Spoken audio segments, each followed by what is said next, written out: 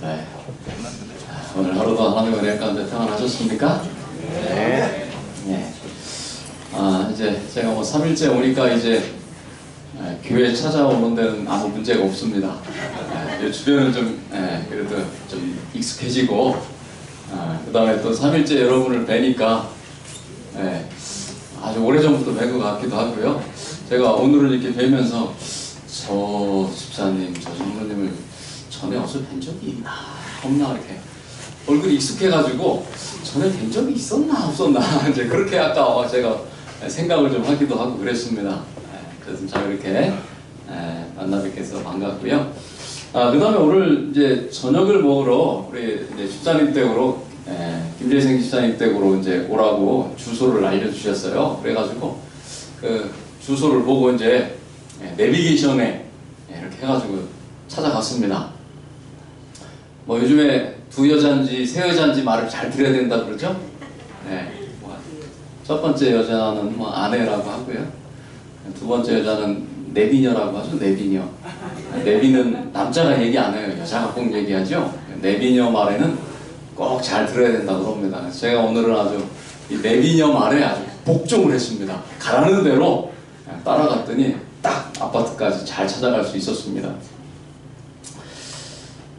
그런 거 보면 오늘 우리가 하나님의 참 이 말씀에도 이렇게 순종하고 또 더 나아가서 복종하는 삶을 산다면 우리가 신앙생활 하는 데 있어서 또 우리가 예측할 수 없는 미래를 준비하는 데 있어서 뭐 아무런 문제가 없을 것이라 이렇게 생각이 됩니다.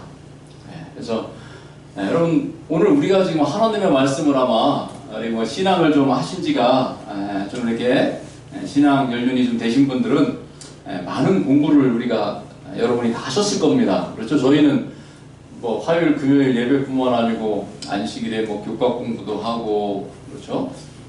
또 오늘날 얼마나 많은 이 정보들 또 뭐 인터넷이든 뭐 여러 곳을 통해서 우리가 하나님의 말씀을 배울 수 있는 기회가 많잖아요. 자, 우리가 그래서 많은 것들을 알고 있습니다. 여러분 생각에 지금 내가 알고 있는 것만 알면 그것만 알아도 구원 받는데 아무 문제가 없다. 그렇게 생각하시면 한번 손 들어보세요. 내가 지금 알고 있는 것만 알고 있어도 나는 구원 받는데 아무 문제 없다. 충분하다. 손 들어보세요. 공부를 얼마나 더 하시려고 그러세요? 사실 뭐 우리가 예수님께서 우리를 위해서 돌아가셨다 이것만 알아도 구원 받습니다. 사실 뭐 그것만 믿고 우리가 그럼 예수님이 내가 어떻게 살기를 원하실까? 그 생각해서 내가 우리가 배운 대로 뭐 그렇게 최선껏 순종하며 살면 사실 우리가 구원 받는 데 있어서 뭐 아주 엄청난 우리 성경 지식을 더 알아야 될 필요는 없어요. 중요한 것은 하나님 말씀에 순종하는 것입니다.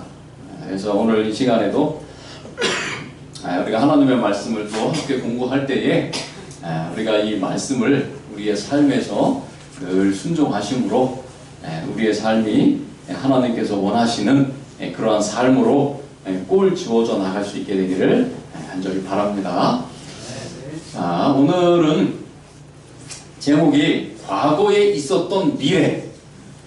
과거에 있었던 미래. 그러니까 이미 과거에 답이 있다는 것입니다. 과거에 답이 들어있다는 거예요.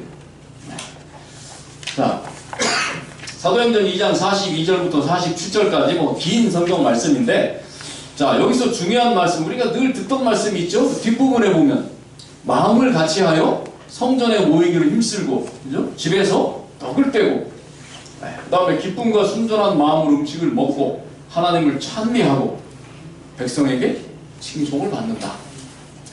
이런 교회의 모습을, 이 교회를 우리가 뭐라고 부릅니까? 자, 이 교회가 안식일을 지켰을까요? 이 교회 안식일 지켰습니다. 그렇죠? 이 교회도 안식일을 지킨 교회예요. 여기 나오는 이 교회가. 그리고 오늘 우리가 믿는 것처럼 예수님께서 다시 오신다고는 사실을 믿었던 교회입니까? 믿었던 교회예요. 오늘날 예수님의 재림을 기다리고 있고 안식일을 준수하고 있고 이런 신앙을 가지고 있는 그런 우리가 오늘날 우리 재림교회죠. 저 교회를 가리켜서 우리는 초대교회라고 부릅니다. 초대교회 이렇게 부르죠. 제자들이 살아있을 때 개척하고 운영했던, 신앙했던 그 교회를 우리가 초대교회 이렇게 부릅니다. 자, 오늘 이 성경 말씀에 나와 있는 저러한 모습의 교회로 오늘 우리의 교회가, 오늘날의 교회가 저런 교회의 모습을 가졌으면 하는, 자, 이런 바람들이 많은 분들이 가지고 있다고 생각을 합니다. 그래서 오늘은 이 내용을 중심으로 해가지고요, 오늘 우리가, 오늘날의 교회가 어떻게 해야지만 이 선교라고 하는, 자, 이런 어려운 일, 오늘날 잘 되지 않으니까 어려운 일이죠. 이 일을 우리가 해 나갈 수 있을까? 방법이 없을까? 그런 좀 방법적인 면을 좀 오늘 살펴보는 것입니다.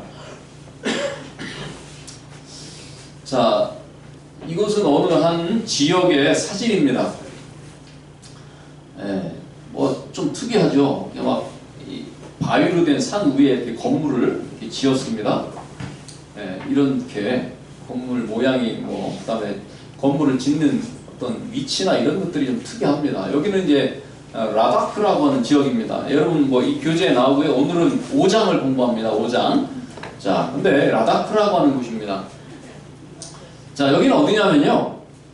뭐 여기도 이제 경치가 뭐 아주 좋은 곳이에요. 요 옆에 네팔도 있고 파키스탄도 있고 인도 꼭대기니까요. 그래서 이런 산맥이 아주 멋있는 곳입니다. 자, 이런 곳인데 이 지도로 보면요, 위는 중국, 왼쪽은 파키스탄, 그 다음에 밑에는 인도, 그런 접경 지역에 있는 저 지역을 가리켜서 라다크라고 합니다. 라다크라고 하는 지역입니다. 그런데 이 지역은 보통 사람들이 접근하기가 아주 어려운 지역입니다. 왜냐하면 춥고 그 다음에 고지되고 그 다음에 워낙 오지기 때문에 접근하기가 어려워요. 그래가지고 지금도 5월에서 8월 사이 그때쯤만 관광객이 저곳을 갑니다. 그 외에 그 기간 동안에는 접근하기가 어려워요. 그리고 이곳이 아주 척박한 지역이라서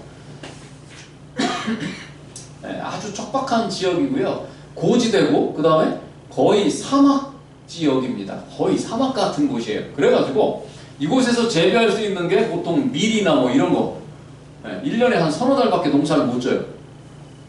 아주 그런 척박한 곳입니다.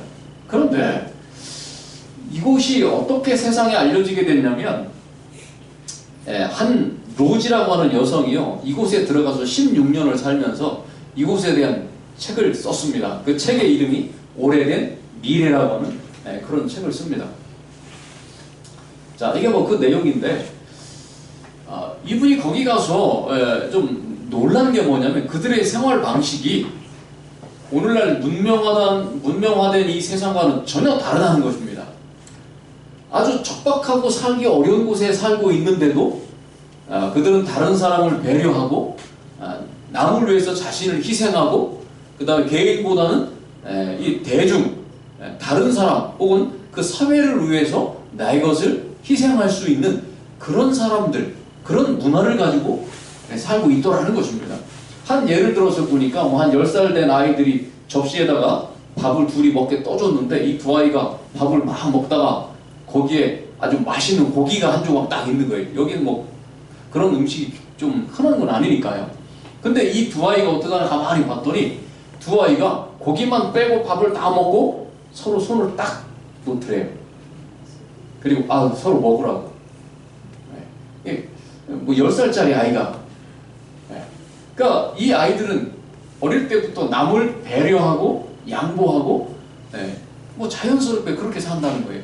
그런데 16년을 살면서 보니까 어느 날 이 지역이 알려지니까요, 이 서양 사람들이나 이 외국인들이 막 몰려오는 거예요. 그러면서 이제 외국인이 오니까 이제 뭐가 되는 거예요? 장사가 되잖아요. 장사. 그러면서 뭔가 변화가 시작되는 것입니다. 이러한 좋은 가치관이나 이런 전통들이 다 사라지는 거예요. 사람들이 개인주의, 이기주의 이런 것들이 여기에 들어오기 시작했다고 하는 것입니다. 자, 그래서 이 저자가 이 책에서 이야기할 때 이 라다크를 좋은 지역으로 다시 만들기 위한 방법이 무엇인가? 아이러니하게도 모순되게도 이 라다크를 새롭게 변화시킬 수 있는 방법은 다른 데서 찾는 게 아니고 과거의 라다크의 모습에서 찾아야 된다. 이렇게 이야기를 합니다. 과거로 돌아가는 방법이 이 지역을 원래대로 회복시키는 방법이다. 이렇게 이야기를 합니다. 자, 초대교회요. 왼쪽에 있는 게 뭐죠? 빌립보 교회 유적입니다. 오른쪽에 있는 게 저게 서머나 교회인가요? 그 유적이 남아있는 유적들이에요. 자, 많은 사람들이요, 오늘날 초대교회로 돌아가야 된다. 이렇게 이야기합니다. 그래가지고, 막 이렇게 교회 이름도 초대교회. 초대교회. 이렇게 붙이고요.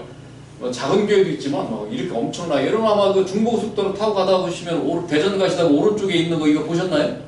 청원 진주 초대교회라고. 바로, 대전 쪽에서 서울로 가다가 오른쪽 편에, 청원, 지금은 청원 IC가 아니고 이름이 바뀌었죠? 뭘로 바뀌었나, 그 IC 바로 주변에 있습니다. 이 교회인데 여기도 보니까 청원 진주 초대교회 이렇게 되어 있습니다. 특이한 초대교회도 있습니다. 이게 무슨 초대교회냐면요, 해병대 초대교회입니다. 해병대 사령부에 있는 교회인데 이름이 초대교회예요. 저 건물이 오래된 건물이라 문화재 등록된 건물입니다. 저게. 자, 이름만 초대교회라고 써붙이면 초대교회가 될까요? 이름만 붙여서 초대교회처럼 되면 뭐 그냥 다 갖다가 이렇게, 그죠? 세종 초대교회, 뭐 덕산 초대교회 이렇게 붙여놓으면 다 된다고 하면 걱정이 없죠. 네. 자, 그렇다면요, 사람들이 초대교회 하는데 초대교회는 완전한 교회였을까요?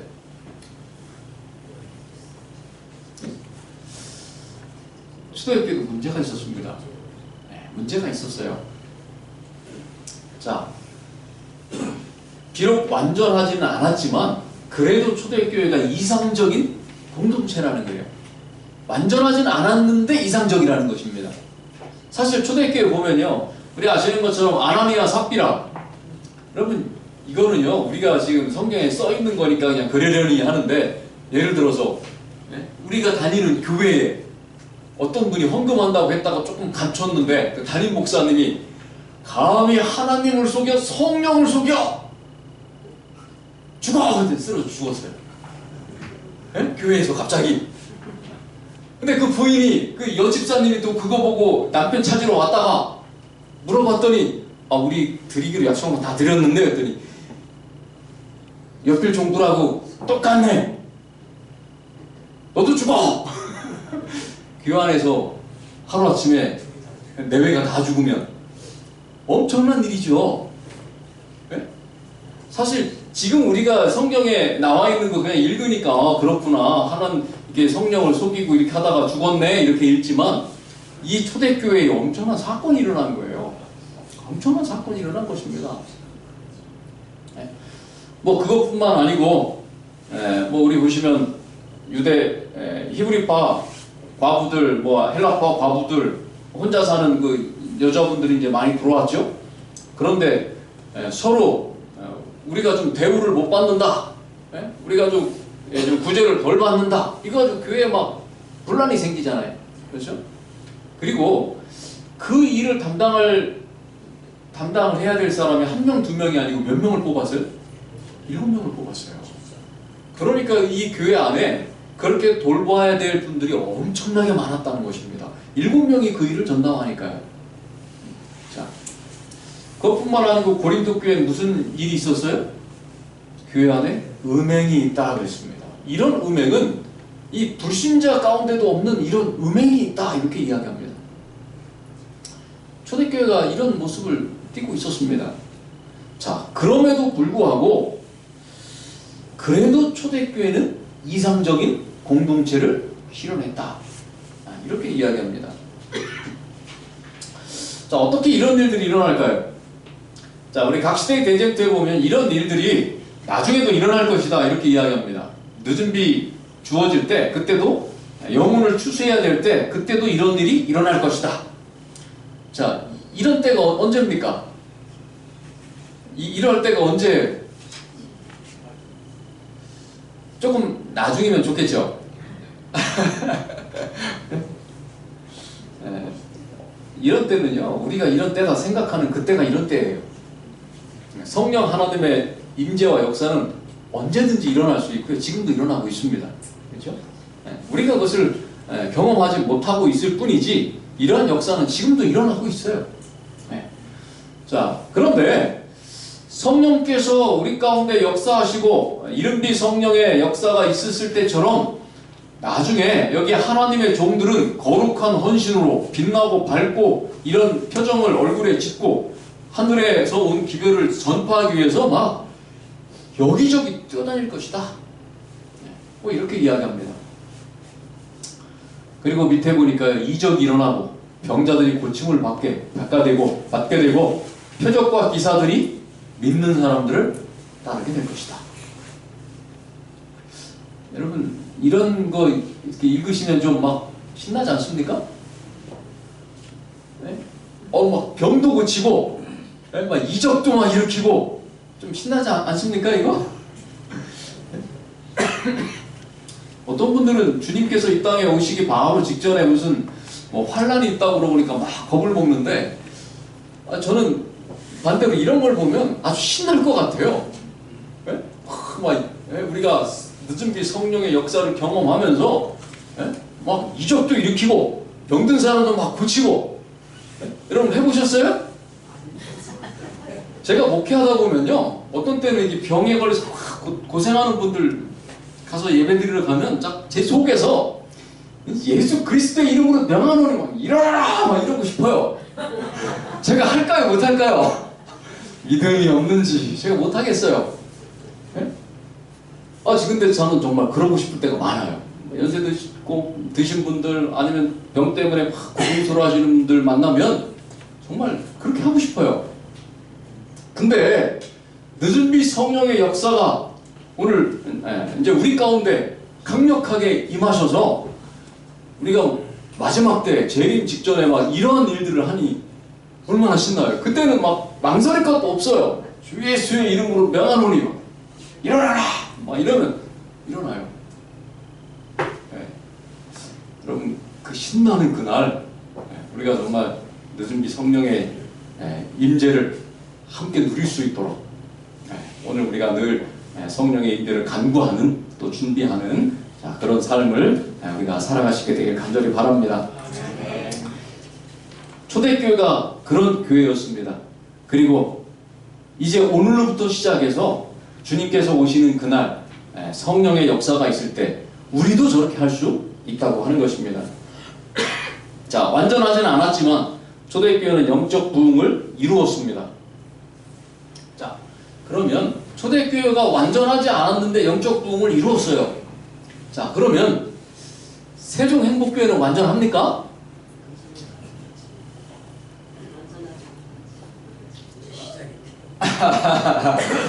사실 완전한 교회가 어디 있어요, 그렇죠? 완전한 교회는 없습니다.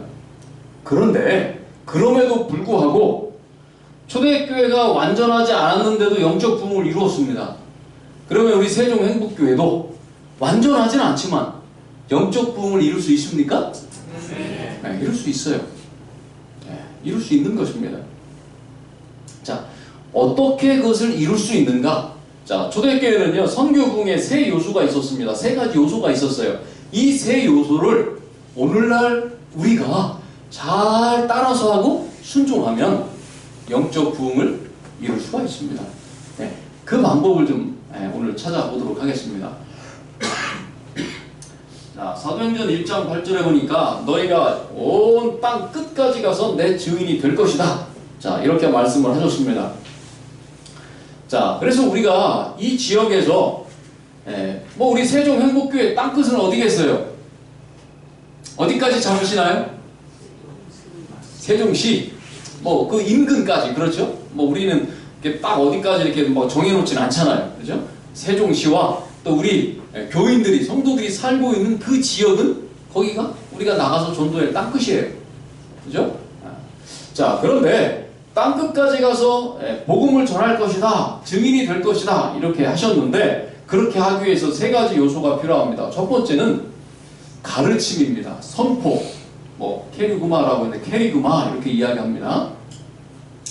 자, 초대교회는요, 예수님의 말씀을 가까이서 들은 사도들이 예수님께서 말씀하신 기별들을 선포했습니다.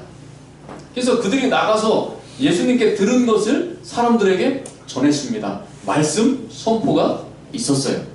자, 그래서 이 사도들의 이 가르침이 이때 당시에는 많은 대중들 앞에서 선포가 되었습니다. 오늘날 보면 이 대중 앞에서 이 전도를 하는 것, 대중을 상대로 전도하는 것에 대해서 여러 가지 의견들이 있긴 있습니다. 자, 근데 초대교회의 이 전도 방법은, 이 선포하는 이 방식은 상당히 조직적이고 논리적이었다. 자, 우리 베드로나 스데반이 사도행전에서 설교하는 장면을 아마 그 글을 여러분이 성경 구절을 읽어보셨을 것입니다. 근데 베드로나 이 스데반이 예수님을 믿으십시오, 할렐루야, 이렇게 전도하지 않았어요. 읽어보면 어떻게 했냐면, 구약의 하나님께서 어떻게 하셨는지 창조하시고 누구를 부르시고 그 사람을 통해서 하나님의 뜻을 계속 전달하시고, 예수님께서 이 땅에 메시아가 오실 것을 예언하셨고, 그 예언에 따라서 그분이 오셨고, 그 오신 메시아가 예수님이라는 것을 이사야가 증거했다. 이렇게 성경절들을 딱 이야기하면서 논리정연하게 그렇게 전도를 했어요. 스데반도 그랬고, 베드로도 그랬고, 바울도 그랬습니다. 자, 이런 방식으로 사람들 앞에서 복음을 전했고요. 이런 방식이 꽤 성공을 거두었습니다. 러셀 브리라고 하는 우리 제리교회 이런 유명한 이제 신학자가 계신데, 자, 어쨌든요. 근데 그분은 뭐라고 했냐면, 재림교회가 사람들을 그리스도께로 이끌기 위해 사용해야 될 가장 효과적인 방법은 공중전도다, 대전도다, 이런 말이죠. 오늘날 공중전도를 우리는 대전도회라고 부르거든요. 근데 이분은 우리 재림교회나 이 모든 어떤 선교에 대해서 쭉 연구를 한 다음에 이런 이야기를 했어요. 오늘날 아주 효과적인 전도를 하는 방법은 공중전도다, 대중전도를 해야 된다, 이렇게 이야기를 했어요. 근데 여러분, 오늘날 이게 잘 통하나요? 오늘날 이 교회들이, 이제 교회 전도에도 유행이 있잖아요. 유행이 있는데 오늘날에 이 대전도회는 잘 안 해요. 그 대신 뭘 주로 해요? 소그룹 전도회 이런 걸 많이 합니다. 올해 연합회에서는 무슨 이 전도 운동을 이렇게 이야기하느냐면, 이렇게 표어를 걸었는데 1000번째 운동이라고 이야기합니다. 1000번째 운동이 뭐냐면요, 1년에 한국연합회에서 전도회를 1000번 하자. 1000번째 운동이고요. 우리 이제 충청합회에서는 그거를 하려면 우리는 뭐를 해야 되나 해가지고, 좀 길어요. 잘 들어보세요. 이 숫자인데 좀 깁니다. 144, 200, 700 운동을 벌입니다. 한번 해보세요. 전 몇 번 했는데, 그래서 간신히 외웠는데 머리가 좋으시네요. 144교회가 올 한 해 동안에 144교회가 총 200번 전도회를 해가지고 700명의 침례자를 내자. 이게 144, 200, 700입니다. 또 우리 축제합회는 153 이런 것도 하고 있죠. 153 들어보셨을 겁니다. 153 이런 것도 하고 있고, 숫자가 막 나와가지고요. 저희 교회도, 덕산교회도, 야, 이거 숫자가 막 나오는데 우리 덕산교회도 숫자로 한번 해볼까? 우리는 숫자를 한 20자리 해볼까? 정신이 하나도 없어요. 숫자가 막 쭉 있어가지고. 근데 어쨌든 이러한 어떤 표어를 걸고 전도회를 하자고 하는데, 충청합회에서 하는 144, 200, 700도요, 사실상 공중전도에 초점이 맞춰져 있습니다. 대전도에 초점이 맞춰져 있어요. 그래서 저도 이걸 다 듣고 덕산교회 가가지고 교인들한테 그랬어요. 이 합회나 연합회에서는 대전도회를 하라는데 우리는 어떻게 할까요? 했더니, 우리는 소그룹 전도회 하죠. 작년에도 소그룹 전도회 했거든요. 그러면서 동네에 계신 분들이 소그룹 전도회 오라 그러면은 내가 몇 번이라도 오겠다는 거예요. 근데 교회 가기에는 조금 아직 어렵다고 이런다는 거예요. 그래서 소그룹 전도회를 해야 된다. 그래서 덕산교회는요, 지금 소그룹이 8개 소그룹이 있는데 12월 첫 주에는 8개 소그룹이 전부 다 소그룹 전도회를 하고, 그 다음에 이제 봄에는 준비된 소그룹만, 기간을 특별히 정해놓지 않고 구도자가 준비된 소그룹만 제가 가서 한 3, 4일씩 그냥 한 주에 이렇게 가서 하기로 했어요. 그래서 그러니까 가을에는 모든 소그룹이 다 소그룹 전도회를 하지만 연중 상시로 그냥 생기는 데는 제가 가서 그냥 다 소그룹 전도회 하기로 그렇게 했습니다. 그거 한 번 한 거를 한 번으로 치면 충청 앞에 전도의 숫자를 저희가 좀 많이 늘려줄 수도 있을 것 같아요. 뭐 그런 걸 하자고 하는 건 아닙니다만, 자 어쨌든 여기 보면 뭐 어떤 목사에게는 하나님께서 회중을 모으고 대전도에 할 수 있는 그런 재능을 주셨다, 뭐 이렇게도 되어 있고 복음전도에 이런 말씀도 있어요. 그러나 또 뭐 다른 예언의 신 가운데 보면 소그룹 전도야말로 하나님께서 이 시대에 주신 가장 좋은 전도 방법이다, 또 이런 말도 있어요. 그러니까 뭐가 뭐 딱 맞고 뭐가 최선의 방법이다, 뭐 최고의 전도 방법이다 라고 말할 수는 없습니다. 여러분, 화이트 부인께서는 글을 쓰시는 방식을 좀 우리가 잘못하면 오해할 수 있는데, 이 화이트 부인께서는 글을 쓰는 방식이요, 조금 뭐냐면 이 화이트 부인이 좀 이렇게 열성이 아주 대단하신 분이었던 것 같아요. 그래서 화이트 부인은 뭐 예를 들어서 음식에 대해서 글을 쓰실 때는 막 음식이 막 최고, 다른 건 다 필요 없어, 이게 최고예요. 전도에 대해서 글을 쓰실 때는 다른 거 다 전도가 최고다, 막 이렇게 이런 방식으로 글을 쓰시거든요. 그분의 성향이 그러세요. 그래서 어떤 분은 예언의 신 읽으신 다음에 예언의 신에 써 있는데 이거래, 막 이거야, 막 이래요. 근데 다른 데 보면 또 다르게 써 있거든요. 그러니까 잘 읽으셔야 됩니다. 여기 공중전도, 대전도에 막 이런 거 와야 된다 했는데 다른 데 보면 소그룹 전도가 최고이란 거예요. 이렇게 써 있어요. 잘 보셔야 돼요. 고르게 균형지게 우리가 좀 이해를 할 필요가 있습니다. 자, 그런데 사실 이 화이트 부인은요, 그 대전도회를 통해서, 공중 집회를 통해서 그분이 재림교회에 사실 이 기별이나 이런 것들을 깨닫게 되었죠. 그 다음에 윌리엄 밀러의 그런 여러 이 대중 집회를 통해서 이런 기별들을 듣고 그분이 나중에 이 재림 기별에 대해서, 안식일에 대해서 다 깨닫게 되고 우리 재림교회 이제 초창기 선구자가 되는 것입니다. 자, 처칠입니다. 이분이 라디오로 이 국민들에게 연설을 했습니다. 이 연설의 내용이에요. 우리는 뭐 끝까지 싸웁니다. 폭력에 맞서 싸웁니다. 하늘에서도 싸우고 땅에서도 싸우고 바다에서도 싸우고 우리는 우리 목숨이 닿을 때까지 끝까지 싸웁니다. 이렇게 라디오에 연설을 했어요. 이 연설을 히틀러가 들었습니다. 그리고 이 연설을 듣고 난 다음에 이 처칠의 연설에 얼마나 강력한 힘이 느껴졌는지 이 히틀러가 저 나라를 쳐들어가지 않기로 결정을 했어요. 저 연설을 들으니까 온 국민이 막 뭐 그냥 이렇게 농기구라도 들고 나와가지고 다 싸울 것처럼 그런 강력한 느낌을 받아가지고 히틀러가 쳐들어가지 않았어요. 그러니까 때로는 이 대중연설이요, 잘 준비된 대중연설이 여러 사람들이 모여있는 곳에서 아주 강력한 이런 힘을 발휘할 수 있다는 것입니다. 그리고 실제로 이런 일들이 많이 있어 왔습니다. 그래서 사실 이 대중을 상대로 하는 이런 전도회, 이런 것도 사실 또 경우에 따라서 상당한 그러한 효과가 있다고 하는 것입니다. 자, 그런데 중요한 것은요, 전도회는 결실을 거두기 위한 단계의 일부분이라고 하는 것입니다. 그전에는 무슨 일을 해야 되냐면 땅을 갈고 비료를 주고 씨를 뿌리고 햇볕을 비춰주고 또 비를 뿌려줘야지만 그래야지 자라나는 것입니다. 자, 그래서 유명한 뭐 개신교의 전도자인 빌리그리암 목사님이 계시죠. 그 빌리그리암 선교협회가 전도하는 방법이나 이런 것들에서 연구하고요, 그들이 하는 얘기가 뭐냐면 준비, 선포, 보존, 이 세 단계가 전도의 단계다, 이렇게 이야기하면서 준비하는데 전체, 이 전도라고 하는 전체를 놓고 볼 때 준비하는데 45%, 그 다음에 실제로 전도회를 해서 말씀을 전하는 거는 10%, 그리고 나중에 정착을 시키는데 45%.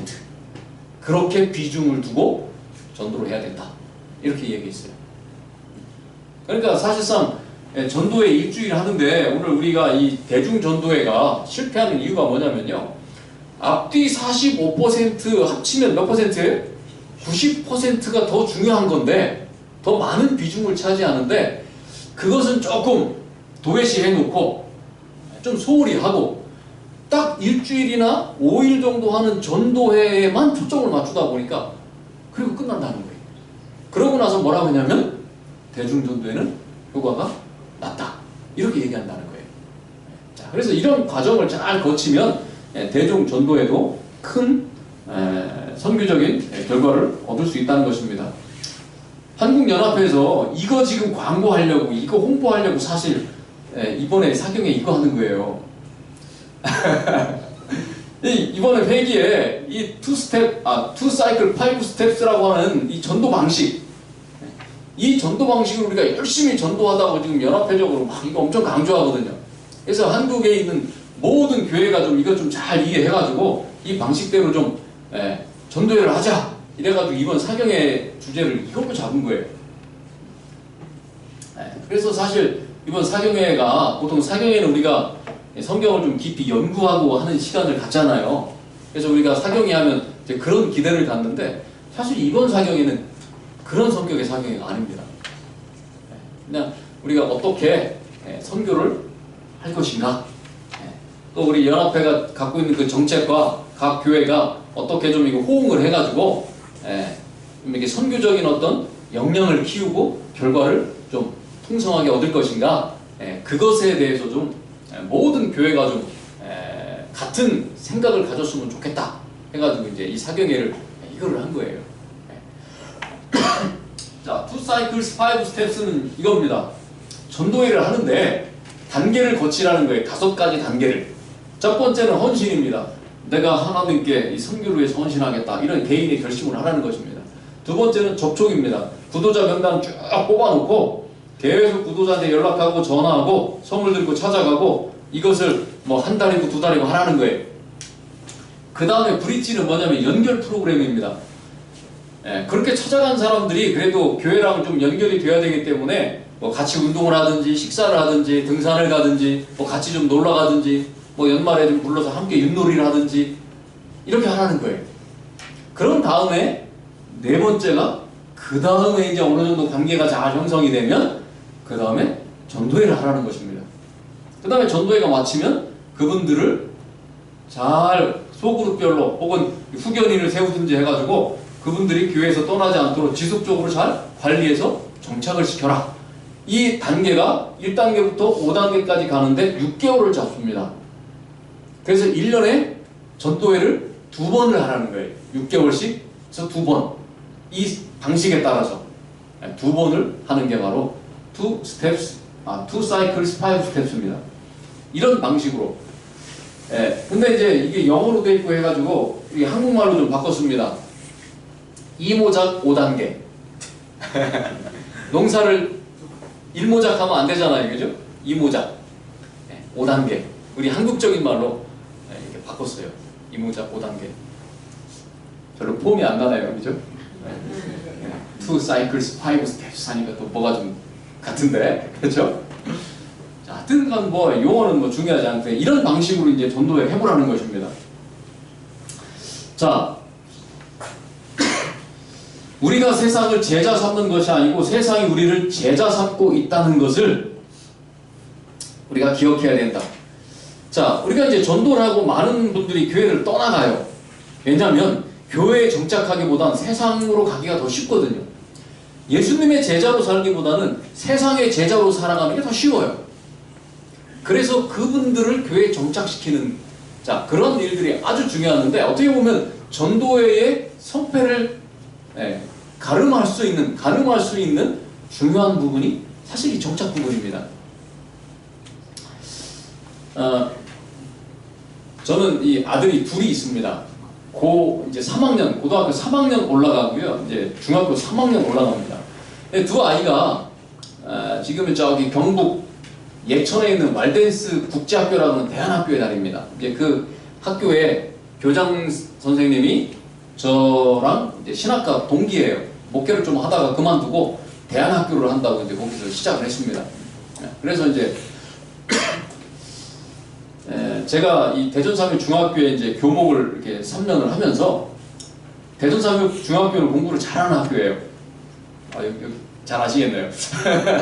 네, 우리 한영란 집사님 잘 아시죠? 네. 아, 제가 학교에 3년 있어서 한영란 집사님은 알아요. 자, 근데 거기서 이렇게 3년을 이렇게 보면서요, 여기 보니까 그 중에 들어올 때부터 공부 잘하는 애들이 있어요. 근데 그 몇 아이들이 있는데 그 아이들이 유치원 때부터 계속 같은 유치원, 같은 학원, 같은 학교를 다니는 애들이 있었어요. 근데 그 아이들이 딱 들어올 때부터요, 갈 길이 정해져 있어요. 중학교는 이 삼육중학교 나와서 고등학교는 어디 가고 이게 정해져 있어요. 근데 문제는 뭐냐면요, 시험을 한번 잘못 보면 정해놓은 그 학교 못 들어가요.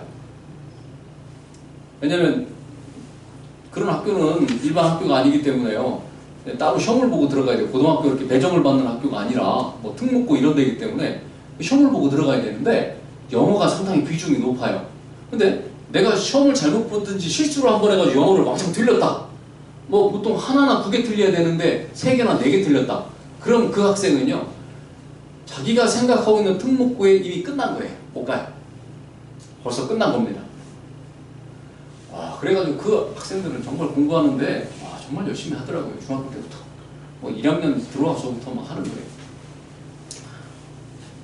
제가 이제 그런 걸 딱 보고 나가지고 집사람이랑 생각을 했어요. 야, 우리 이 애는 어떻게 할까?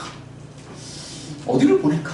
막 고민하다가 그냥 공부는 뭐 특출나게 잘하지도 못하니까 공부는 그냥 너무 기대하지 말고 가서 열심히 신앙을 하라고, 공부는 나중에 뭐 철들어서 하고 싶으면 늦게라도 할 테니까 신앙을 열심히 배우게 하자.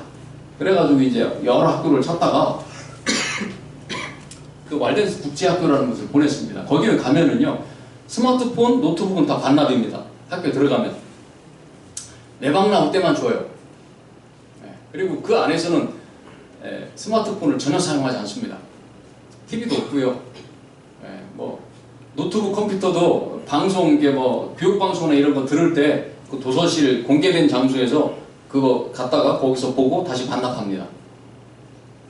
그래가지고 저랑 집사람이 야, 이제 아침에 새벽에 기도해야 하지, 늘 뭐 아침에 1교시는 말씀 묵상 시간이에요. 아이들이 조를 짜가지고 1교시면 서로 말씀을 읽고요, 서로 말씀을 나눠요. 그게 수업 1교시예요. 야, 이제 됐다. 이제 우리 두 아들이 이제 신앙은 잘하겠다. 그렇게 생각을 했죠. 생각을 그렇게 했어요. 근데 집에 와서 이제 집에 올 때 이제 그 아이가 이제 스마트폰을 맡겼다가 이제 가지고 오잖아요. 집에 외워볼 때. 집사람이 전화를 했더니 그 벨소리가 웬 가요가 막 나오는 거예요. 벨소리에서.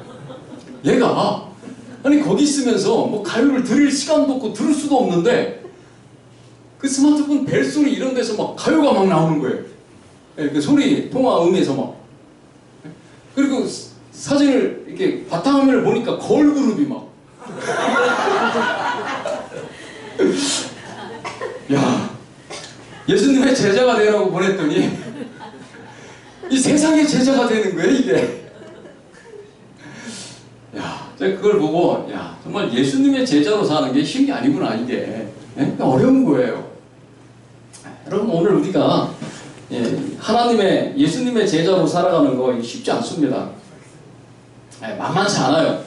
성경절을 외우려면 참 안 외워지고 힘든데, 그냥 다른 뭐 이런 것들은 귀에 막 맴돌죠? 막 들어오고. 뭐 예를 들어서 뭐 이렇게 말씀 읽고 교회 가고 할 때 시간이 늦으면 막 늦었네, 막 미리 막 준비해가지고 막 이렇게 하는 노력보다 하나뿐인 내 편. 뭔지 아세요? 좀 있으면 그거 하는데 빨리빨리 준비해야지. 이런 노력이 더 큰 것 같아요. 참고로 저희 집에는 TV 없습니다. 저희 집은 뭐 옛날에 TV를 갖다 버렸어요. 아예 그냥 안 봅니다. 그냥 사실 볼 시간도 없고요. 근데 저희 누나네 집에 갔더니 그거 하고 있더라고요. 하나뿐인데 편. 그래서 한번 봤어요. 도대체 이게 뭔가. 정말 우리가요, 예수님을 따르고 예수님의 제자로 살아가기는 엄청난 노력이 필요해요. 에너지를 막 소비해야 돼요. 근데 세상의 제자가 되는 거는 크게 힘들이지 않아도 돼요. 참, 그러니까 우리가 이 하나님 믿는 이 신앙 가운데 딱 머물러서 정말 뿌리를 잘 내리고 산다는 것이 결코 쉽지 않은 것입니다. 신앙하는 우리도 때로는 그게 어렵게 느껴지는데, 처음 뭐 이렇게 말씀 듣고 교회 온 분들 얼마나 그게 힘들겠어요. 자, 이렇게 정착시키는 것, 하나님의 말씀을 그 마음 가운데 뿌리 내리게 하는 것, 이것이 상당히 중요한 부분인데, 초대교회에서는 이런 부분들이 이루어지도록 계속 지도하고 가르치고 권면하고 이러한 일들이 이루어졌다고 하는 것입니다. 자, 이제 두 번째 보면은 뭐냐면 공동체입니다. 친교, 뭐 우리가 코이노니아 이렇게 부르죠. 자, 초대교회는요 소그룹 예배도 있었어요. 소그룹 뭐 이렇게 가정에서 모이고 이런 데서는 서로 위로해주고 마음의 평안을 얻도록 서로 격려해주고, 그 다음에 여럿이 모이는 예배에서는 하나님 안에서 우리가 믿음으로 늘 이렇게 승리할 수 있다. 성령 하나님께서 우리 가운데 역사하셔서 우리를 이기게 하신다. 뭐 이런 확신 가운데서 그들이 신앙생활을 했다고 하는 것입니다. 그러면서 소그룹 가운데서 그들이 친교를 나누는, 자, 이런 일들을 계속 이루어갔다고 하는 것입니다. 그래서 초대교회 소그룹은요 이렇게 함께 모여서 돌보기도 하고 봉사하기도 하고 서로 영적인 경험들을 나누기도 하고 이런 일들을 소그룹을 통해서 그들이 계속 이어갔다고 하는 것입니다. 자, 그래서 구성원들이 서로를 섬기는 돌봄 공동체, 자, 이런 것들이 필요하다는 것입니다. 그래서 오늘날 우리 교회도 필요한 거예요. 그래서 신약 공동체와 같은 삶을 사는 교회, 자, 그런 교회로 사람들이 들어오게 된다는 것입니다. 제가 전에는 학교에 있었으니까요. 그리고 이제 지금 교회도 마찬가지입니다. 지금 덕산교회도 가정수는 뭐 7가정인가 되는 것 같아요. 한 7가정인가 되고, 혼자 나오시는 분도 계시고, 뭐 이렇게 해서 아이들까지 하면 한 100여 명 이렇게 참석을 하는데요. 그런데 제가 처음 와서 이제 방문을 다니는데, 대신방을 하잖아요. 그런데 좀 교회를 오래 다니신 분들이에요. 오래 다니시는 건 다 집사님들이시고 다 그러시는데, 교인들끼리 이름을 모르더라고요. 교인들끼리 이름을 잘 몰라요. 이름을. 그분이 나오신 지 얼마 안 된 분이라 뭐 그럴 수도 있다 하는데, 교회 오래 신앙에서 이렇게 집사님 되신 지 오래되신 분들인데, 교회 어떤 할머니가 계시고 연세드신 분이 이름을 몰라요. 그리고 방문을 가는데 서로 집을 몰라요. 거기가 무슨 덕산이 무슨 저기 뭐 세종시처럼 무슨 다 아파트에 사시는 것도 아닌데 서로 교인 가정을 몰라요. 이거는 뭐냐면요, 이게 교회 안에 뭔가 친교가 이루어지지 않은 거예요. 그래가지고 이제 막 이름을 서로 이렇게 알고, 그래서 이제 뭐 소그룹도 이렇게 모였다가 좀 이렇게 바꾸기도 하고, 안교반도 좀 이렇게 했다가 좀 바꾸기도 하고, 좀 서로 좀 이게 좀 친교가 이루어지게. 교회 안에 어떤 이러한 부분들이 아주 중요한 것입니다. 자, 그래서 오늘날 뭐 도시화되고 사람들이 또 이 개인주의 뭐 이렇게 하다 보니까 교회 안에 어떤 이런 이 친교, 이런 부분들이 많이 약화되고 있다고 하는 것입니다. 자, 그래서 교회는 이렇게 서로 돌보고 그 안에서 천국의 분위기를 맛볼 수 있는, 자, 그러한 일들이 이루어져야 되고요. 자, 그래서 교회가 사람들을 오도록 할 뿐만 아니고 찾아가서 그들과 함께 교류하는, 자, 이러한 장소가 돼야 된다고 하는 것입니다. 자, 초대교회는 그런 친교를 통한 공동체, 집에서 함께 떡을 떼는 이런 모임들을 지속적으로 가졌다고 하는 것입니다. 세 번째는 봉사입니다. 디아코니아라고 부르는, 자, 봉사죠. 우리 초대교회 봉사하면 떠오르는 인물이 누굽니까? 도로가죠, 도로가. 백성들에게 칭송을 받았습니다. 이것은 봉사했기 때문에 그런 것입니다. 우리가 하나님의 말씀만 막 외친다고 사람들이 우리를 칭송하지 않아요.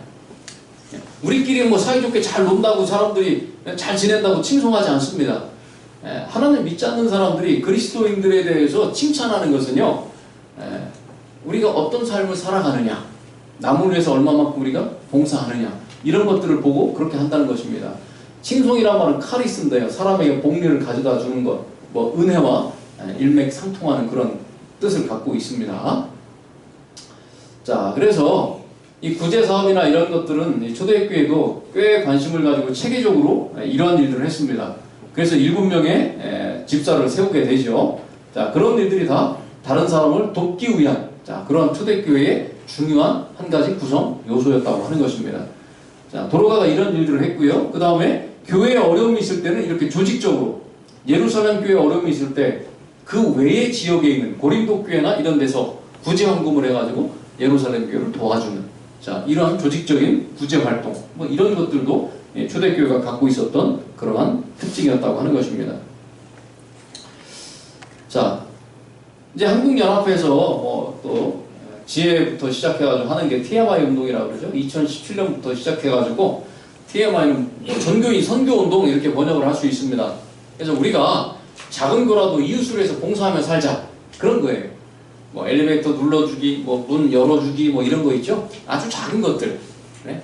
뭐 우산 이렇게 받쳐주기, 뭐 이런 것들 아주 작은 거지만 이웃을 위해서 봉사의 삶을 살자, 그런 운동이 이 TMI 운동입니다. 네. 이것이 이웃의 어떤 봉사를 실천하는 그런 방법으로 우리가 권장하고 있는, 자, 그런 내용이죠. 우리 교과책에 보면 3개씩 나옵니다. 매 안식일마다 이 TMI 실천사항들이 나오는데, 우리가 아마 이런 것들을 실천하면 사소해 보여도 아마 사람들은 그것이 쌓일 때 우리의 어떤 봉사를 아마 그들이 이 마음속에 아마 깊이 간직을 할 것입니다. 자, 이렇게 초대교회 선교 부흥의 3요소가 이렇게 3개가 있습니다. 자, 첫 번째는 말씀입니다. 두 번째는 친교입니다. 세 번째는 봉사입니다. 이 3개가 잘 어우러지면 초대교회와 같은 교회가 될 수 있다는 것입니다. 부흥하는 교회가 될 수 있다는 것입니다. 그런데 이것 중에 제일 중요한 게 한 가지 여기도 빠져있죠. 자, 그게 뭐냐면요, 이것은 뭐 여기부터 나왔네요. 레위의 최소량의 법칙입니다. 다 있어도 한 가지가 빠지면 그만큼밖에 안 된다는 겁니다. 그러니까 이것은 뭐냐면 물이 이렇게 가득 채워야 되는데, 저기에 이렇게 나무로 이렇게 만든 통이죠. 근데 하나가 낮아요. 그러면 아무리 물을 채워도 저만큼밖에 물은 안 차요. 그렇죠? 더 채우려면 제일 낮은 부분을 높여줘야 되는 것입니다. 교회에 이 3가지가 있는데 어떤 교회는 한 가지만 해요.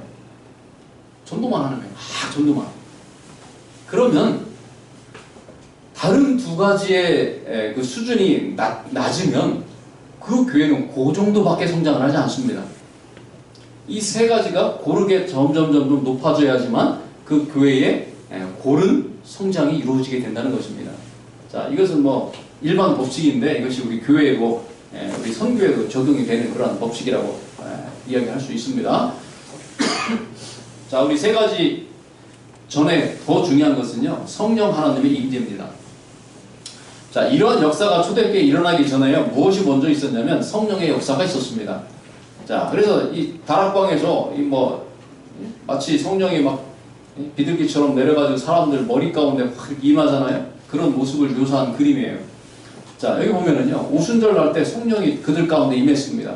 그 성령께서 역사하시니까 그들이 성령의 충만함을 받고 성령의 말하게 하심을 따라서 그들이 나가서 전도하기 시작했다는 것입니다.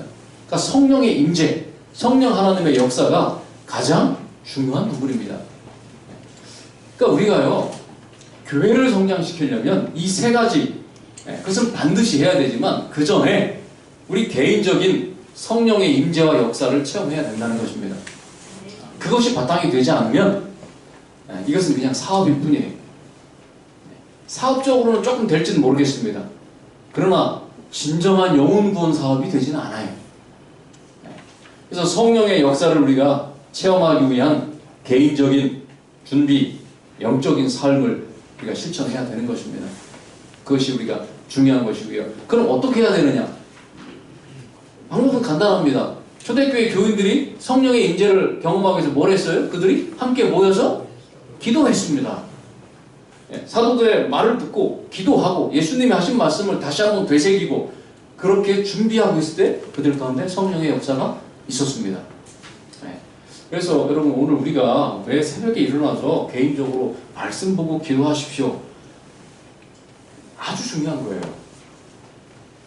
여러분 새벽에 꼭 새벽이 아니어도 좋아요. 시간이 되실 때 딱 특정한 시간을 정해 놓으셔서 말씀을 읽으시고 기도하시고 이런 삶을 우리 생활 습관화하셔야 됩니다. 그 가운데 성령의 역사를 우리가 경험하게 됩니다. 그것이 바탕이 돼야지만 이러한 세 가지가 잘 조화가 돼서 교회가 영적으로 성장할 수 있게 된다고 하는 것입니다. 이거 캐나다인 처치 인 더 밸리라고 하는 교회입니다. 아주 멋있죠? 이 교회가 여러 가지 사업을 합니다. 집수리도 하고요. 네, 보니까 이 교회 사는 일이 너무 많아요.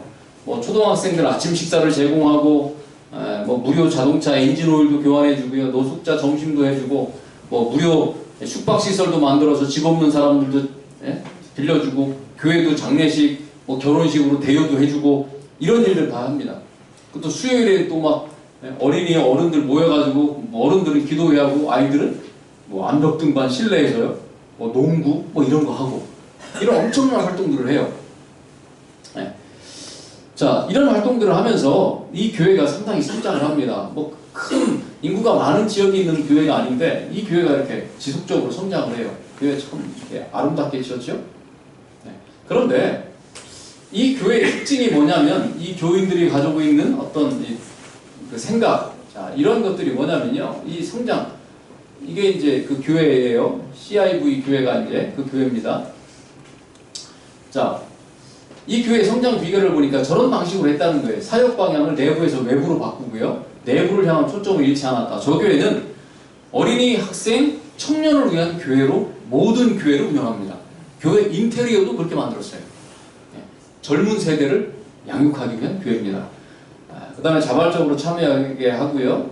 그 다음에 특별히 전도회라든지 이런 홍보를 하지 않아요. 그 다음에 AOK라는 말은요, 선한 행위라는 뜻입니다.